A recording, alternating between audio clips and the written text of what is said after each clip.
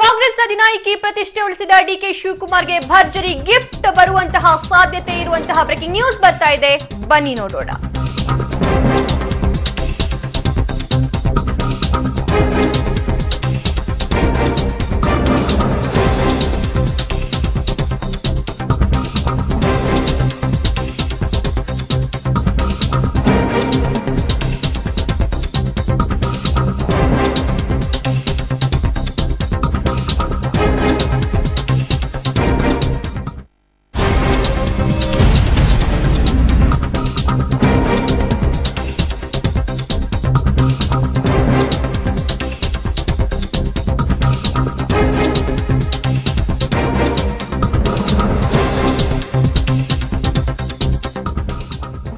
ಕಾಂಗ್ರೆಸ್ ಅಧಿನಾಯಕಿ ಪ್ರತಿಷ್ಠೆ ಉಳಿಸಿದ ಡಿಕೆ ಶಿವಕುಮಾರ್ಗೆ ಕಾದಿದೆ ಭರ್ಜರಿ ಗಿಫ್ಟ್ ಎನ್ನುವಂತಹ ಬ್ರೇಕಿಂಗ್ ನ್ಯೂಸ್ ನಿಮ್ಮ ಪಬ್ಲಿಕ್ ಟಿವಿಯಲ್ಲಿ ನೋಡ್ತಾ ಇದ್ದೀರಾ ವೀಕ್ಷಕರೇ.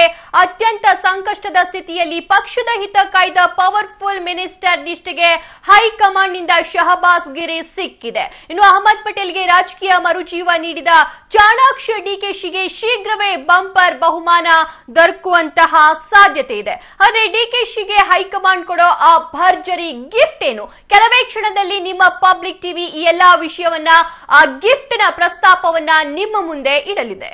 ಹಾಗಾದ್ರೆ ಆ ಗಿಫ್ಟ್ ಏನು ಅನ್ನೋದರ ಕುರಿತು ಬ್ರೇಕಿಂಗ್ ನ್ಯೂಸ್ ಒಂದು ಬರ್ತಾ ಇದೆ, ಬನ್ನಿ ನೋಡೋಣ.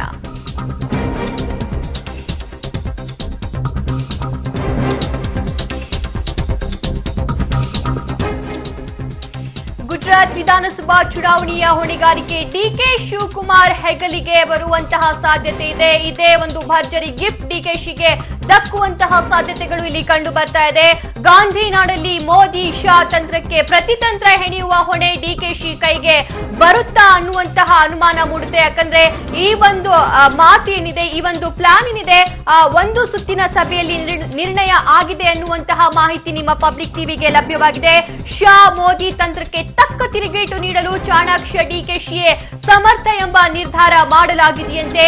ಗುಜರಾತ್ ಚುನಾವಣಾ ಉಸ್ತುವಾರಿಯಾಗಿ ನೇಮಿಸಲು ಹೈಕಮಾಂಡ್ ನಿಂದ ಈ ತೀರ್ಮಾನವನ್ನ ತೆಗೆದುಕೊಳ್ಳಲಾಗಿದೆ. ಈಗಾಗಲೇ ಮೊದಲ ಸುತ್ತಿನ ಮಾತುಕತೆಯಲ್ಲಿ ಒಪ್ಪಿಗೆ ಸೂಚಿಸಿದ್ದಾರಂತೆ ಡಿಕೆ ಶಿವಕುಮಾರ್. ಇನ್ನು ಅಹಮದ್ ಪಟೇಲ್ಗೆ ರಾಜಕೀಯ ಮರುಜೀವ ನೀಡಿದ ಡಿಕೆಶಿಗೆ ವಿಧಾನಸಭೆಯಲ್ಲೂ ಮರುಜೀವ ನೀಡುವಂತಹ ಜವಾಬ್ದಾರಿಯ ದೊಡ್ಡ ಹೊಣೆ ಬೀಳುವಂತಹ ಸಾಧ್ಯತೆ ಇದೆ.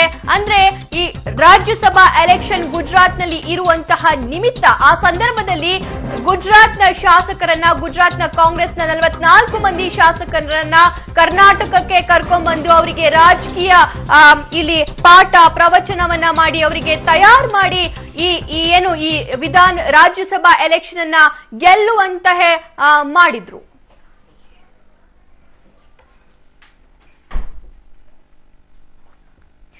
ಓಕೆ, ಇದೇ ವಿಚಾರಕ್ಕೆ ಸಂಬಂಧಿಸಿದಂತೆ ಹೆಚ್ಚಿನ ಮಾಹಿತಿಯನ್ನ ಪಡ್ಕೊಳ್ಳೋಣ ನಮ್ಮ ಪ್ರತಿನಿಧಿ ಸುಕೇಶ್ ಅವರಿಂದ. Good morning Sukesh. ರಾಜ್ಯಸಭೆಯಲ್ಲಿ ಒಂದು ಸೀಟನ್ನ ಈ ಕಾಂಗ್ರೆಸ್ ಕಾಯ್ದುಕೊಂಡಿರುವಂತಹ ಸಂದರ್ಭದಲ್ಲಿ ಡಿಕೆಶಿಗೆ ಬಂಪರ್ ಕೊಡುಗೆ ನೀಡುವಂತಹ ಸಾಧ್ಯತೆ ಇದೆ ಎನ್ನುವಂತಹ ಮಾಹಿತಿ ಸಿಗ್ತಾ ಇದೆ. ಏನಿದೆ ಈ ಕುರಿತು ಅಪ್ಡೇಟ್ಸ್?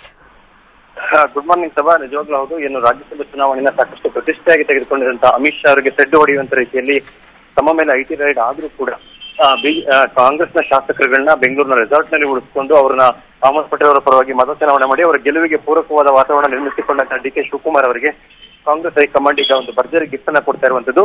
ಡಿಸೆಂಬರ್ ನಲ್ಲಿ ನಡೀತಕ್ಕಂತ ಏನು ಗುಜರಾತ್ನ ವಿಧಾನಸಭೆ ಚುನಾವಣೆ ಇದೆ, ಅದರ ಸಂಪೂರ್ಣ ಜವಾಬ್ದಾರಿ ಡಿಕೆ ಶಿವಕುಮಾರ್ ಕೊಡ್ಲಿಕ್ಕೆ ಈಗಾಗಲೇ ಒಂದು ಸುತ್ತಿನ ಮಾತುಕತೆ ನಡೆದಿದೆ ಅನ್ನುವಂತ ಮಾಹಿತಿ ಲಭ್ಯ ಆಗ್ತಿದೆ ಸಭಾ. ಓಕೆ, ಇವಾಗಲೇ ಡಿಕೆ ಶಿವಕುಮಾರ್ ಮೇಲೆ ಐಟಿ ರೇಡ್ ಆಗಿತ್ತು. ಈ ವಿಚಾರವನ್ನ ತೆಗೆದುಕೊಂಡಾಗ ಡಿಕೆ ಶಿವಕುಮಾರ್ ಅವರಿಗೆ ಈ ವಿಧಾನಸಭಾ ಎಲೆಕ್ಷನ್ ಏನೋ ಹೊಣೆಗಾರಿಕೆಯನ್ನ ನೀಡಬಹುದಾ ಸುಕೇಶ್?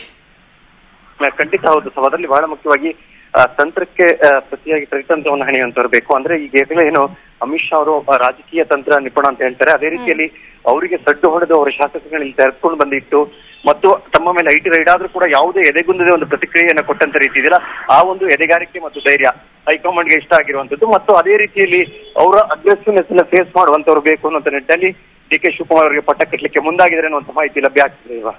ಓಕೆ, ಇದಕ್ಕೆ ಕರ್ನಾಟಕದ ರಾಜಕಾರಣಿಗಳು, ಪ್ರಭಾವಿಗಳು ಏನ್ ಹೇಳ್ತಾರೆ ಸುಕೇಶ್?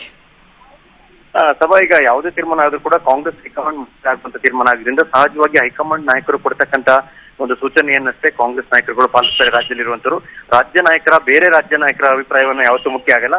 ಡಿ.ಕೆ. ಶಿವಕುಮಾರ್ ಅವರ ಜೊತೆ ಈಗ ಒಂದು ಸುತ್ತಿನ ಮಾತುಕತೆಯನ್ನು ಕೂಡ ಕಾಂಗ್ರೆಸ್ ಹೈಕಮಾಂಡ್ ಮಟ್ಟದ ನಾಯಕರುಗಳು ಮಾತುಕತೆ ನಡೆಸಿದ್ದು, ಇದಕ್ಕೆ ಸಚಿವ ಡಿ.ಕೆ. ಶಿವಕುಮಾರ್ ಕೂಡ ಸಮ್ಮತಿಯನ್ನು ಸೂಚಿಸಿದ್ದಾರೆ. ಅಂದ್ರೆ ಯಾವಾಗ ಅವ್ರ ಮೇಲೆ ರೈಡ್ ಆಯ್ತು ಮತ್ತು ಶಾಸಕರುಗಳನ್ನ ಇಲ್ಲಿ ತೆಗೆದುಕೊಂಡು ಬಂದು ಒಂದು ಧೈರ್ಯವನ್ನು ಪ್ರದರ್ಶಿಸಿದ್ರು, ಅವಾಗ ಮಾತುಕತೆ ಆಗಿತ್ತು ಅನ್ನುವಂಥದ್ದು. ಈಗ ಅಹಮದ್ ಪಟೇಲ್ ಗೆದ್ದಿರೋದ್ರಿಂದ ಸಹಜವಾಗಿ ಅವರು ಹೆಚ್ಚಿನ ಒಂದು ಬೆಂಬಲ ಸಿಗುತ್ತೆ ಅನ್ನುವಂಥ ನಿರೀಕ್ಷೆ ಇದೆ. ಮತ್ತು ಹಾಗಾಗಿ ಎಲ್ಲಾ ರೀತಿಯ ತಂತ್ರ ಪ್ರತಿತಂತ್ರವನ್ನು ಹಣಿಯೋದರ ಜೊತೆಗೆ ಬೇಕಾದಂತ ಬೇಸಿಕ್ ಆಗಿ ಬೇಕಾದಂತ ಬೇರೊಂದು ಅವಶ್ಯಕತೆಗಳಿದ್ದಾವೆ, ಆರ್ಥಿಕ ಸಂಪನ್ಮೂಲ ಎಲ್ಲವನ್ನೂ ಕೂಡ ಕ್ರೋಢೀಕರಿಸುವಂತಹ ಒಂದು ಸಾಮರ್ಥ್ಯ ಡಿ.ಕೆ. ಶಿವಕುಮಾರ್ ಅವರಿಗೆ ಸಂಪೂರ್ಣ ಚುನಾವಣಾ ಹೊಣೆಯನ್ನು ಅವರ ಹೆಗಲಿಗೆ ಇರಿಸಲಿಕ್ಕಾಗಲಿ ಹೈಕಮಾಂಡ್ ತೀರ್ಮಾನ ಮಾಡಿದೆ.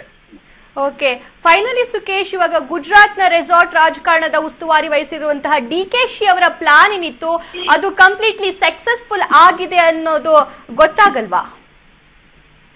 ಖಂಡಿತ ಹೌದು. ಅಂದ್ರೆ ಒಟ್ಟಾರೆ ಬೆಳವಣಿಗೆಯಲ್ಲಿ ಇನ್ನೊಂದ್ ಕಡೆ ಇವರು ಕೂಡ ಬಂದಿದಂತದ್ದು ಅಂದ್ರೆ ಡಿ.ಕೆ. ಶಿವಕುಮಾರ್ ಅವರು ಎಂಟ್ರಿ ಆದ ನಂತರದಲ್ಲಿ ಅಥವಾ ಐಟಿ ದಾಳಿ ಆದ ನಂತರದಲ್ಲೂ ನಡೆದುಕೊಂಡಂತ ರೀತಿಯಲ್ಲ ಇದು ಅವು ಹೈಕಮಾಂಡ್ ನಾಯಕರಿಗೆ ಇಷ್ಟ ಆಗಿರುವಂತದ್ದು. ಮತ್ತು ಆ ರೀತಿಯಲ್ಲಿ ಸಮರ್ಥವಾಗಿ ಅಮಿತ್ ಶಾ ಮತ್ತೆ ಮೋದಿ ಜೋಡಿಯನ್ನು ಎದುರಿಸುವಂತ ತಾಕತ್ತಿರುವಂತವರೇ ಬೇಕು ಅಂತ ಒಂದು ಹುಡುಕಾಟದಲ್ಲಿ ಇದ್ದಂಥದ್ದು.